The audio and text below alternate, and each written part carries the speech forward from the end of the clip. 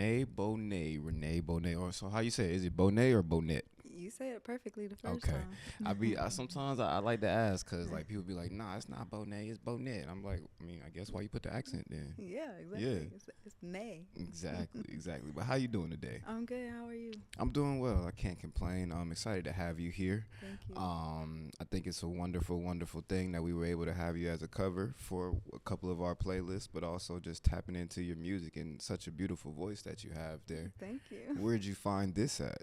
My voice? Yeah, where'd you get that from? I don't know.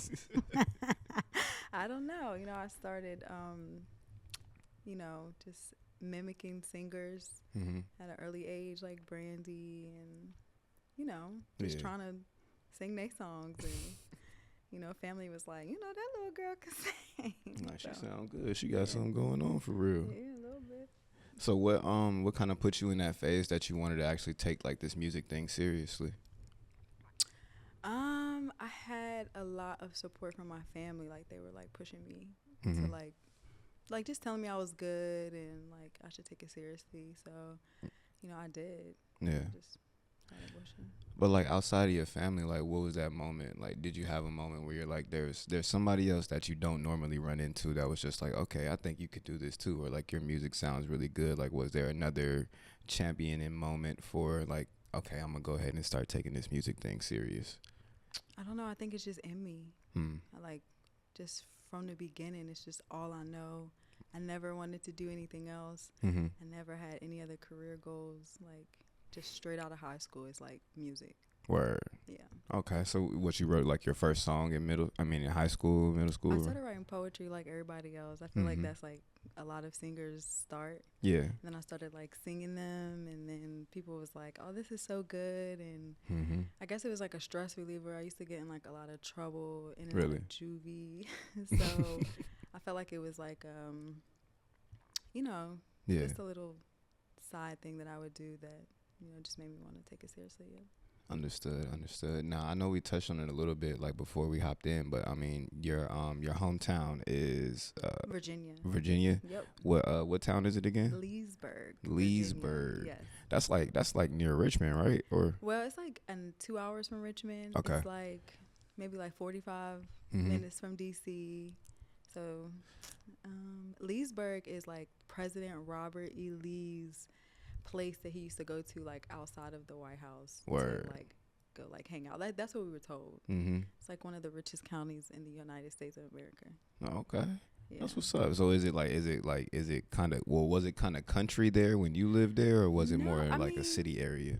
It's like a town. Mhm. It's like a town. And like when I was growing up, it was like a lot of bad stuff happening, like Really? violence, gangs, and stuff like that. But since they have cleaned it up a lot, Yeah. so So it's I'm just a little city, like a little town. So how would you say like that perspective, like coming from a little small town, but that was chock full of like, a lot of things going on, like how'd that shape your perspective as an artist and just as a young lady coming up?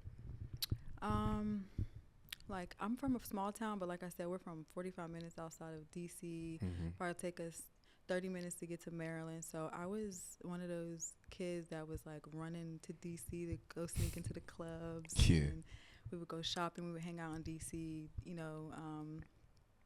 the day, and then come home at night. It just gave me like a broader perspective on life. Like I came from this little ass town where like nobody did anything. Like the height of your career is like, your career or your life is like getting married. Yeah. You know what I mean? Or having kids or just getting like a good job. But I just, wanted something more. So.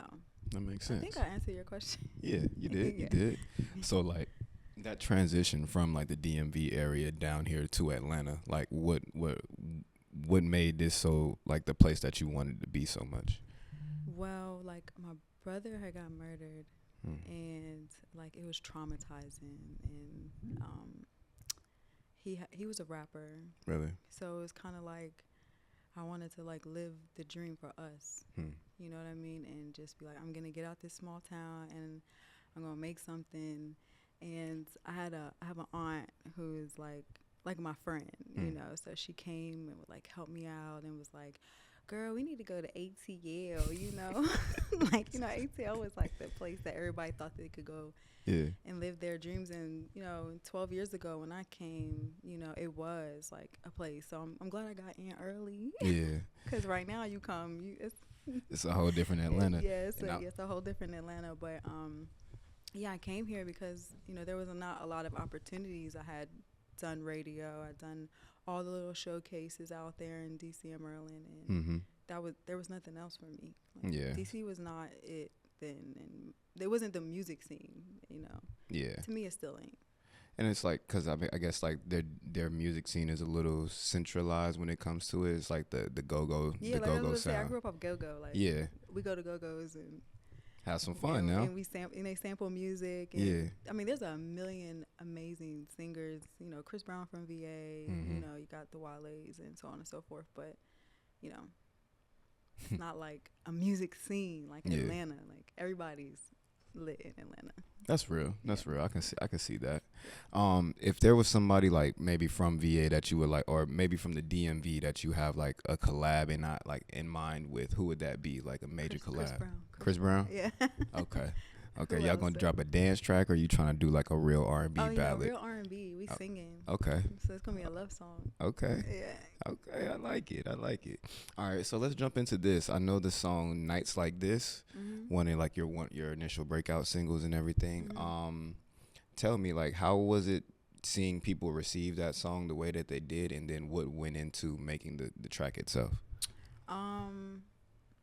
Like, it was great to see people receive it well. Like, when I first created it, I just, like, I get my production, like, created for me. Like, you know, like, I have a composer, a producer who just, you know, we sit in the studio and we create beats, and, like, and I don't really write, like, with a pen and pad. I kind of go in and just vibe and freestyle, and it just came out good.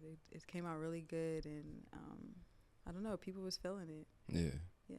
Now, what's your often creative process? Like you said, you don't write, but you came from the poetry realm. So, like, do you still sometimes jot down the initial idea and then go freestyle the rest, or are you just like off the dome? I used to do that, but then, like, when I would go to record, like, I'm gonna overthink it.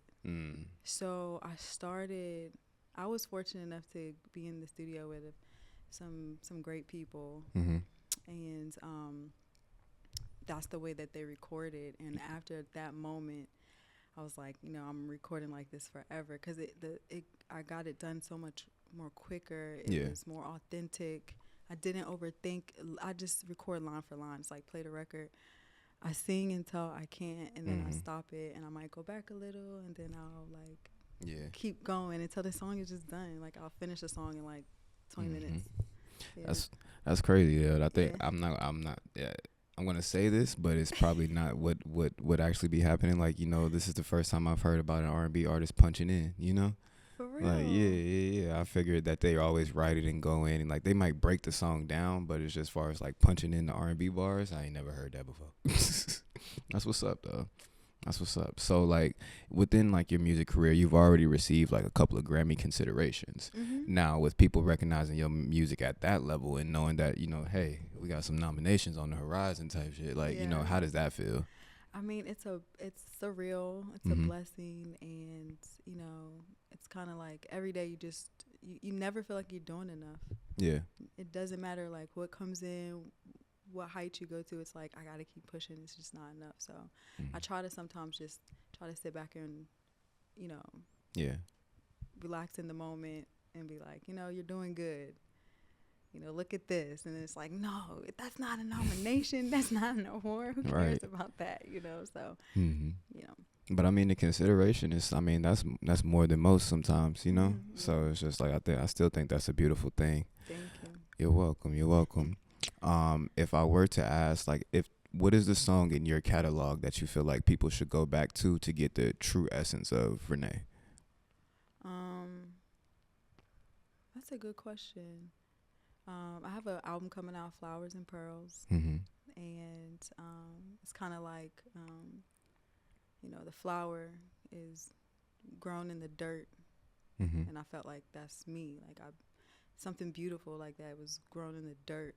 Like the worst of situations, And, you know, the pearl, you have to deep dive for it, go to the darkest places to find it. And it has such a treasure.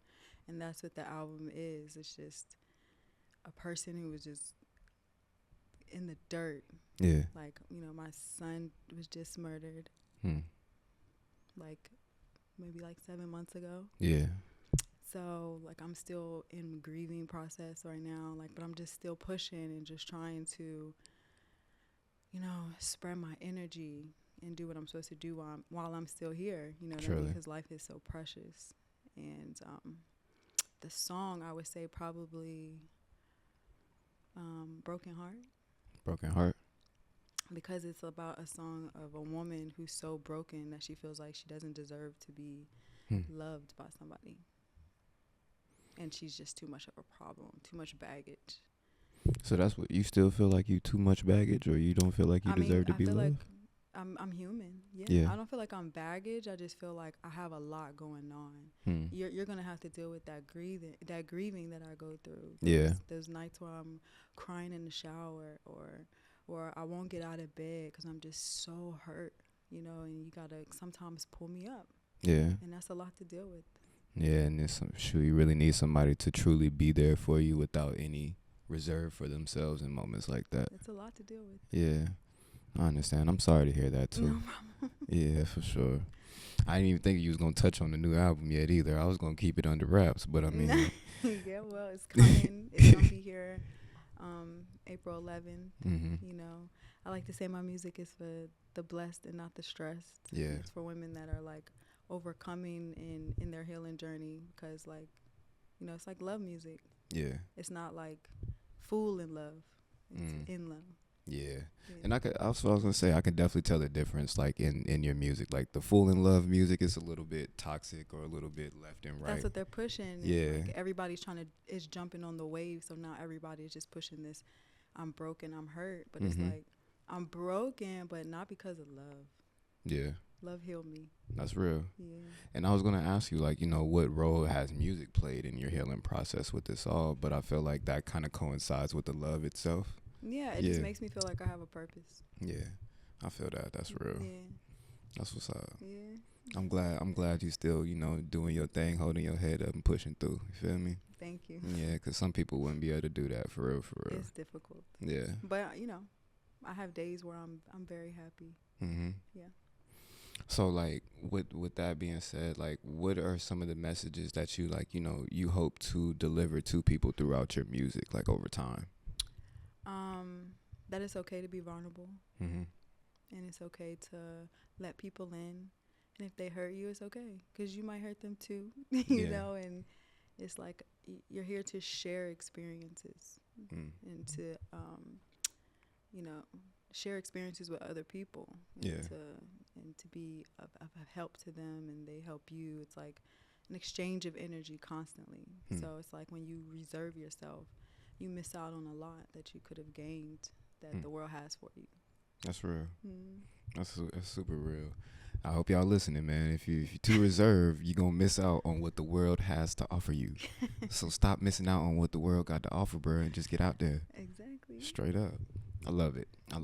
So to wrap it up like this, I know, like, we're going to be celebrating Women's History Month soon, Black History as well, and it's just like, I know what is your descent? I'm black. Black? I was thinking you may have been Puerto Rican for some reason. I know. People say that a lot. Yeah. But I'm just, you know. Okay, well, never mind. I'm a Negro. Nah, but just like with that, you know, with these things on the horizon, and like I see you as Black History in motion, like you said, like Grammy considerations early on in your career, hella good music. You know, you have a tough past, but you have a bright future. You know what I'm saying? So it's definitely Black History in moment, and Black History in motion, and it's just like I wonder, like, you know, are there any moments that stuck out to you in life or in your career that, like, have been significant to you? And, like, would you be willing to share that with the people? Yeah. I can't really name anything specific because there's so many. But what is so amazing is watching people that I admire growing up, singing, like artists, and then seeing them come over and give me that support. That is, like, that shit keeps me going. Yeah. To be like, oh my God, like, legends. Yeah. Legends.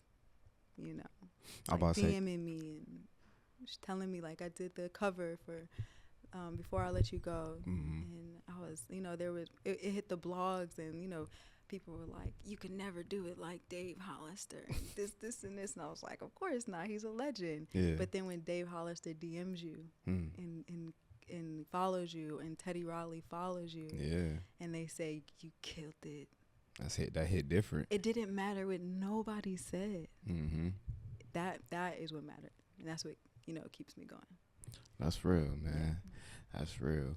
And just to wrap it up like this, like, you know, what does music mean to you in totality? It's therapy. There it is, y'all. There it is. Well, Rene Bonet, man, really appreciate your time. Excited to see what your career has in store. April 11th, right? Yep. April 11th. Flowers and Pearls. Y'all make sure y'all go get that, because it's going to be a hell of a project. I already listened to a little bit of it. I'm sorry. So, hey. No, don't apologize. Thank you. You're welcome. You're welcome. And let the people know where they can find you.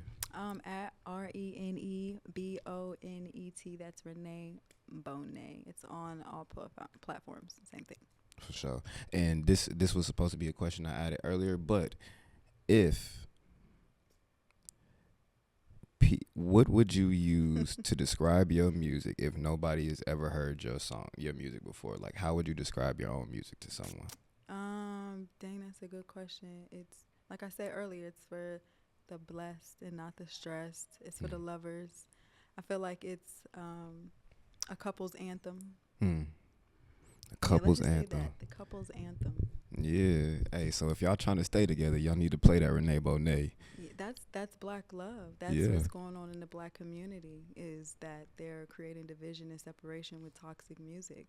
Like, every woman is too independent. Every man is like, they don't want to, like, beg at the door no more. Women don't want to, wash the clothes, and they don't want to cook, and they don't want to. My music is not for them. Yeah, your music is for the radio in the rain. Pretty, yes. Throwing rocks at your window music. That's the music. It's that baby come back. Yo. Now.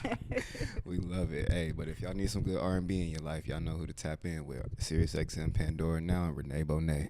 Thank you. Yeah. Yay. Was I too quiet?